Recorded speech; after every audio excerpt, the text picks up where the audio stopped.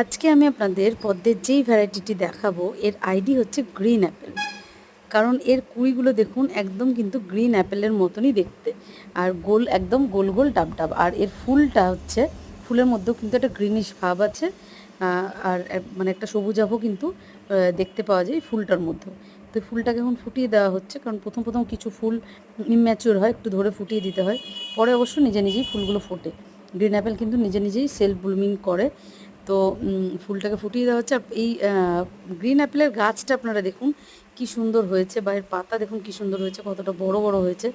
আর এই ফুলটাও কিন্তু বেশ বড় হবে, এটা খুব বড় ভ্যারাইটি। এটা এখন যেরকম সাইজ দেখছেন এটা কিন্তু এর ডাবল হবে গাছটা যখন একটু বাড়বে। আর এটা কিন্তু প্রচণ্ড মানে অনেকটা হাইটের ফুল হয়, গাছটা প্রচণ্ড লম্বা হয়। হ্যাঁ, 2 ফুট 2.5 ফুট 3 ফুট এরকম লম্বা হয়, এবং একদম উঁচুতে ফুল ফুটে থাকে। তো দেখতে কিন্তু অসাধারণ লাগে। এটা আমাদের একদম নতুন গাছ, ওই 1.5 মাস কি 2 মাসের কাছাকাছি হয়তো বয়স হয়েছে। তো এর মধ্যেই কিন্তু এত এত ফুল আর কুড়ি আপনারা দেখতে পাচ্ছেন।